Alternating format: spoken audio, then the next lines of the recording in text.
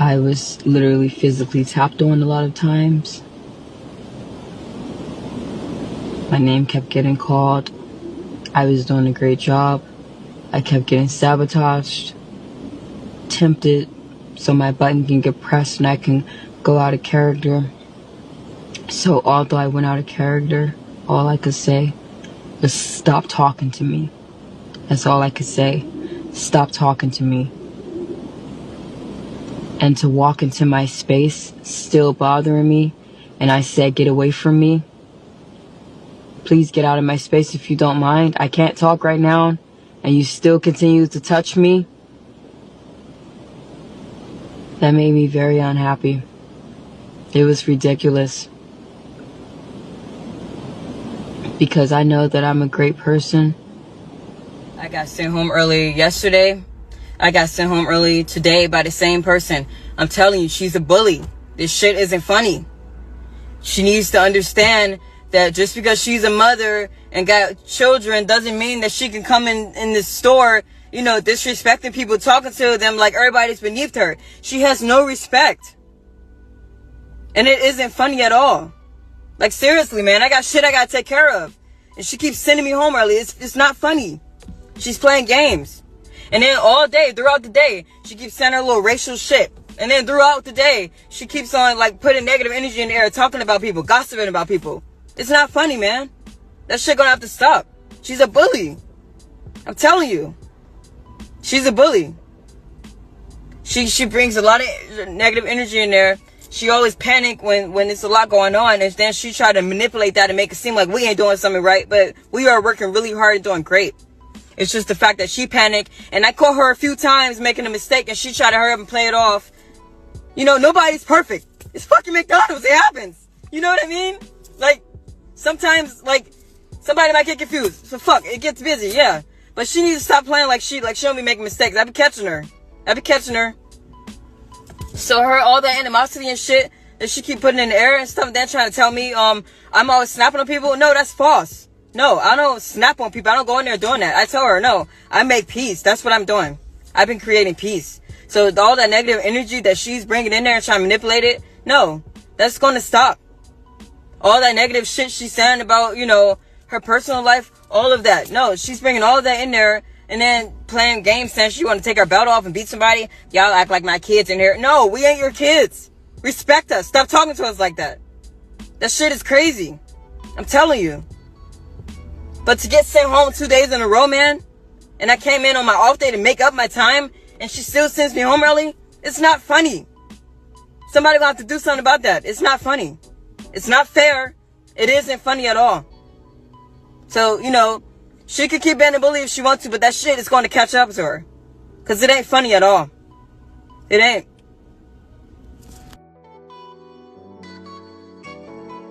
First at 5, killed on the job. A mother of 6, a McDonald's manager, stabbed to death during her shift. This is a story that has shaken our entire community. And I'm Carolyn Clifford. Our hearts are heavy as we think about the family and friends of 39-year-old Jennifer Harris. Loved ones left searching for answers. They tell us Jennifer was kind, hardworking, deeply loved. This tragedy started when Harris reportedly sent an employee home early, and that worker allegedly came back and attacked her. Just hard to believe it happened at 9 Mile and Schroeder in East Point.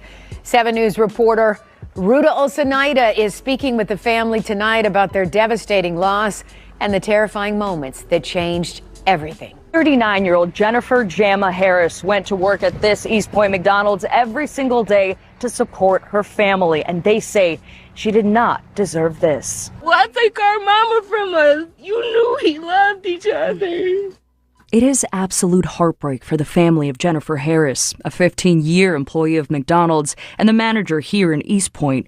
They all gathered at the very spot she lost her life Thursday morning. Police say it was a senseless act caused by a simple argument. There was a dispute between 2 co-workers, and one co-worker was sent home as a result of the dispute. That coworker, a 26-year-old East Point resident, then allegedly returned hours later with a kitchen knife and stabbed Jennifer multiple times. A customer and licensed CPL holder, noticing the violence, fired a single shot into the air to put an end to what he was seeing. Nobody was hit by the gunshot, but it did stop the assault. The suspect dropped the knife and started running away from the location. That Good Samaritan then detained the suspect before she could get far until police arrived and took her into custody. Jennifer was rushed to a local hospital but died due to her injuries.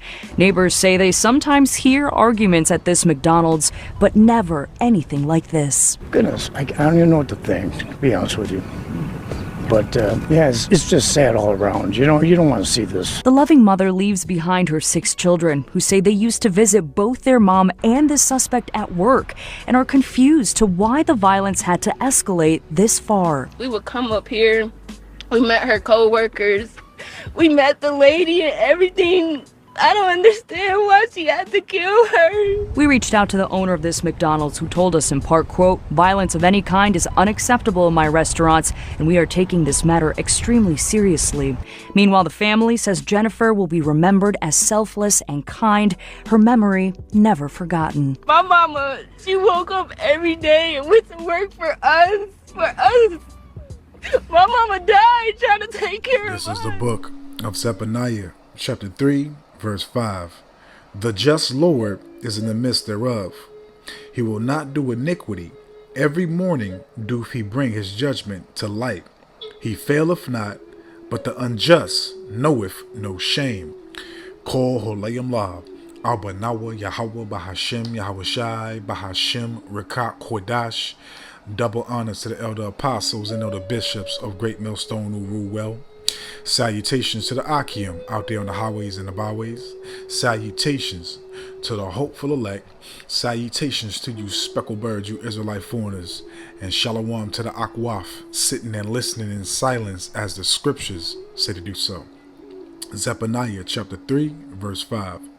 The just Lord is in the midst thereof. He will not do iniquity. Every morning doth he bring his judgment to light. He faileth not, but the unjust knoweth no shame.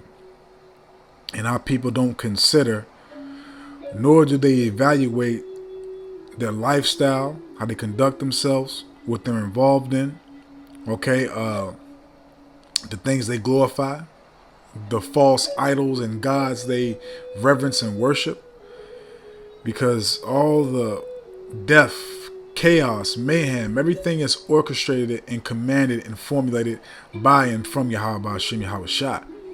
Okay? You know, every time somebody gets put to death, they're always such a good person. But even though you see this young lady, this young, you know, you can tell she's off. You can tell that she's mentally unstable, that she has some type of dysfunction about her, which, you know, in the true so like in the true concept is basically she got demons on her. Okay? And also the curses, you know, where our people really can't get along with one another, but just to Salakia. Just to make things more clearer, you know, the Lord is bringing forth the judgment, you know, to our people, man. And it's only going to progress and get worse in these days to come. So let's go here. Let's continue. And it says, but the unjust knoweth no shame. So our people don't know or recognize that the Lord is judging us, our people, for their wickedness of their ways, man. Okay? Because again, this broad right here literally stated on social media, probably TikTok, saying all the things that she was going through, how the manager was treating them and everything else. And, you know, was true. Okay, but, you know, we're not supposed to be rendering evil for evil. And we also know that the tongue is a deadly weapon. Matter of fact, let's grab that. Because the so-called black woman, okay, has a very, very diabolical, treacherous tongue, man. They'll say any and everything and not give a damn about what they say. Okay, so Salakia. So with that being said, man, you know, let's grab this. With that being said, man, you know, they'll say any and everything and not give a damn about how you feel or if they hurt your feelings, etc., man. So let's grab this. St. James chapter 3, verse 8. But the tongue can no man tame. It is an unruly evil full of deadly poisoning. Okay, so again, St. James 3, verse 8. But the tongue can no man tame. Okay, because we know the so-called self-proclaimed, it's like a so-called black woman has a tongue that she doesn't tame. She just spews out how she feels, spews out, again, hurtful, diabolical things, and, you know, says any and everything, and does not show you any type of respect. Okay? But the tongue can no man tame. It is an unruly evil. Okay, so more than likely it was probably all types of stuff being said out of this woman's mouth to her staff. Not only to this one, but to other ones too. But also there are ways to go about things correctly. You know, you go to the uppers, the HR. You know, you literally you keep a document of everything that happens, the date, the day, the time, what was said. And that's why it's always good to, you know, keep a record of these things, to write them down, to go about them correctly. Again, render not evil for evil, man. Okay? Full of deadly poisoning, man. And again, man, that the black woman has a very, very vile tongue, man. Okay? She doesn't take no accountability. She doesn't care about nobody's feelings. She doesn't consider nothing but herself, man. Point blank, period, man. So this young lady could have went about it a different way, but again, it's the judgment from Yahweh Ba'Shem Yahweh Shai. It was her time to be called back to the spiritual realm. It was her time to be judged by the Heavenly Father, man. Now people don't consider what is being done upon the earth. They don't consider the error of their ways and how they conduct themselves, and again, what they're involved in. Because the Lord has had his prophets out here since the late 60s prophesying and telling you and warning you. But our people disregard the warning and continue to embrace and prosper in wickedness, and to embrace this world and to embrace this society when it tells you that those that love this world are the enemy of Yahweh Ba'Shem Yahweh Shai. Okay? Because again, it's the Lord, man. It's the Lord's throne is full of judgment, righteousness, everything, truth, all that. And that's what the prophets are declaring right now. Let's grab that. That's Psalms 89. Psalms 89, verse 13 to 14.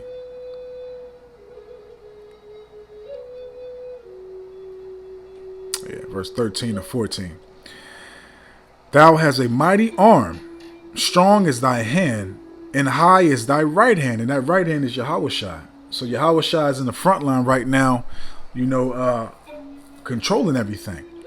Okay? Yahweh Shai is Yahweh's right arm, his strong arm, man. Okay? And Yahweh Shai is calling the shots. And Yahweh Shai is also calling out judgment on you people, man. You know, it says in 2 Corinthians chapter 5, verse 10, we shall all come to the judgment seat of Yahweh Shai HaMashiach, roughly paraphrasing, man. Okay? So, you know, the warning is going out. The warning is going out continuously, but again, our people don't consider. They don't take heed to the warning, man. Okay.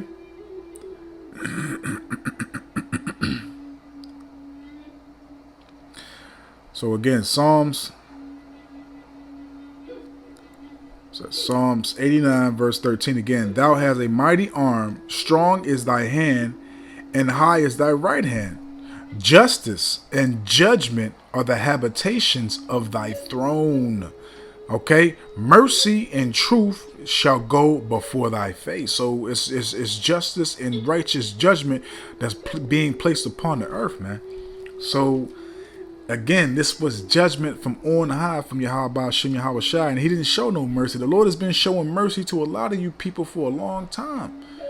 Now the Lord is done keeping silent. The Lord is bringing forth his wrath, his indignation, man. And this is only the beginning, man, because it's just imagine when he puts the spirit on Esau to try to perform his agenda, to try to perform his wicked plan, man. Just imagine, the famine, the pestilence, the no mercy, no empathy, no sympathy. You think there's no empathy, no sympathy, no mercy now? Shit. Wait until the Lord puts the spirit on this red silverback to really show you what it is and what it's about, man. Okay? And again, as I stated, man, our people, she was holding a grudge against her manager. Would again go to the HR, go to the higher ups, document what's happening, keep a record, keep a file of these things, man. Do it the correct way. Now, again, we know it was judgment from the Lord, but now you're going to be in jail for damn near as long as Babylon is still, going, operating. Okay, so let's grab that real quick. St. James chapter 5. But everything has to be done the way the Lord sees fit, man. And this is how the Lord sees fit, man. He's bringing forth judgment on both sides. He's executing one and he's making another suffer, man. He's putting another in Esau's judicial detention center. Okay? This is St. James chapter 5, verse 9. Grudge not one against another, brethren, lest ye be condemned. Behold, the judgment standeth before the door. And see, that was that grudge, a woman holding grudge. Okay, not letting go, just being, petty, just getting more petty and petty. And again, you can tell, I don't know if the manager, the woman that got, executed, I don't know if she can't tell that this young lady is off. She got demons on her, man. Obviously we can see it, but she probably why she couldn't see it, because she got demons on her too. So it probably resonates with her spirit. And again, the so-called black woman has a spirit of fearlessness, because again, there's no judgment, there's no accountability, there's no type of standard to make people examine their ways and to rehabilitate themselves from the fuckery and the messed up ways on how they go about themselves. Okay, so they really don't care about the outcomes here in Babylon the Great, because there is no judgment, no accountability. Everybody believes they get off scot-free, and they believe that they're right in everything that they do. And look, the Lord executed your ass, man. And she looked like she's a bitch, man. I ain't gonna lie. I'm not trying to be mean, but I did matter of fact, I did an experiment last week. Every time I saw a black woman, I said hi to her. I said, hey, how you doing? And guess how many said hi back to me? Zero. Okay? St. James 5, verse 9. Grudge not one against another, brethren. So don't hold that grudge. Again, she should have been documenting what was going on, keeping a record of that, and then applying what is it called? A complaint, and giving the evidence of everything that occurred. Okay? But see, that's too logical. That's too correct. That's too much like right. Because again, this woman, as you saw, she had what the hell, them filters, a Chucky filter. Then she had a vampire filter. She was demonic, man. She felt like that was the only way to get vengeance. But again, this was judgment from the Lord, man.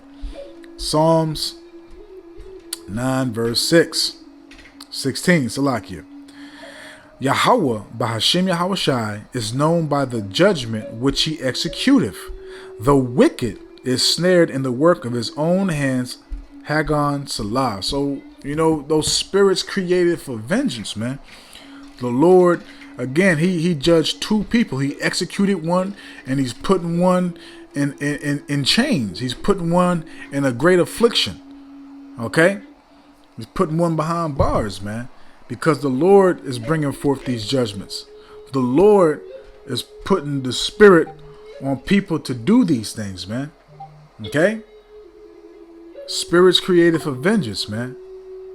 All day long is what is keeping occurring, man. These spirits created for vengeance, man. Okay? And that's what Yahweh Shem Yahweh Shai is doing, man. And hey, man, shit, let it be done. And that's what we seeing, man, because the Lord is the one that's out here, what's the word I'm looking for here, Salakia? Calling the shots. Okay, so those judgments are coming from Yahweh Shem Yahweh Shai, man. But like I said before, let's grab this.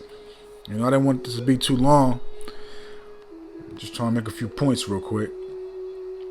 This is Salakia. It says Romans chapter 12, verse 17, I want.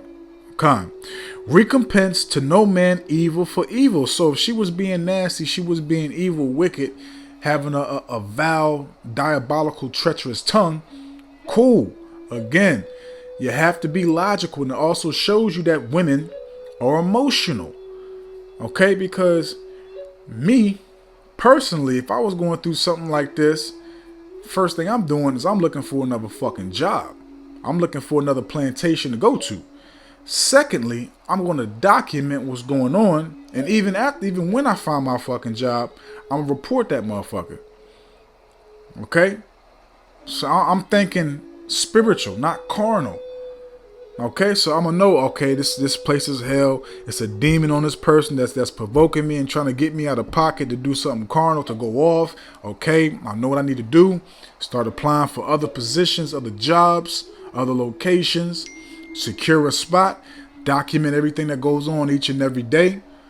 Okay, what you got a damn a notebook in your phone. You got a place called Notes where you can just document it right there. And you can take that and email that stuff to the HR, man. Okay? But again, Romans 12, verse 17. Recompense to no man evil for evil. So she was treating you like shit. Probably saying all types of stuff to you, but you took it above and beyond. You said, hey, man, she said she did and said so much hurtful things to you that you said she got to go. She got to go, man. So this little demon went above and beyond, man. But again, it was judgment from Yahweh Shem Yahweh Shai. Okay, recompense to no man evil for evil. Provide things honest in the sight of all men. So, hey, man, what's that saying? Kill people with kindness or something like that. You know? Kill people with kindness and, do your job. Just, avoid them as much as you can. But, again, that's too much like right. Okay, but the Lord put the spirit on this little demon right here to take her out, man. And you can just see the demons. You can tell this broad ain't right, man. You can just tell she ain't right, man. Let's close out, man, because the point is made. You can tell she's not right. But again, the other so-called black woman couldn't see that because she got demons on her too, or had demons on her. This is Wisdom of Solomon, chapter 16, verses 13 to 15. For thou hast power of life and death. Okay, that's Yahweh Shem Yahweh Shai that has power of life and death. The Lord wounds, he heals, the Lord kills, and he brings forth life, etc. The Lord controls every single thing upon the earth. Okay, for thou hast power of life and death. Thou leadest to the gates of hell and bringest up again. Okay, and that a hellish condition. Okay, to be put in the grave, be brought back up, reincarnation, regeneration, however you want to state it. Verse 14. A man indeed killeth through his malice, and that's what this young woman did. She killed through her malice, man. Her anger, maliciousness, man. Malicious intent. Okay, she was hurt. Okay. A man indeed killeth through his malice, and the spirit, when it is gone forth, returneth not, neither the soul received up cometh again. But it is not possible to escape thine hand. So it wasn't possible for this woman to escape the Lord's hands, because the Lord planned it out for her to go out this way. The Lord planned it for it to happen the way it happened. Okay? It was written in her script for her to be executed at the job by an employee, man. Okay, and only the hopeful elect, that have come back to Yahweh Hashem Yahweh Shai are going to understand the things that are occurring and being done and brought upon the earth, man. This was judgment from the Lord. And before our people recognize what's going on, guess what? It's going to be too damn late. But I will not Ratazah, man. I hope and I pray that this is edifying and uplifting and informative to the true, sincere Aki and Akwaf. So with that, I'm just going to say, Kol Holayim La, Abanaba Yahweh Bahashim Yahweh Shai Bahashim Rakak Kodash, Wathawada Yahweh Bahashim Yahweh Shai Bahashim Rakak Kodash, for putting the spirit on me, my elder apostles, elder bishops, elders, brothers on down, for doing these epistles to enlighten you, to inform you, to edify you, and uplift you through the power and spirit and words of Yahweh Bahashim Yahweh Shai. May the blessing and election and protection be upon you and your household. Abanabu Ratazah, until the next one. So with that, I'm just going to say, Shalom.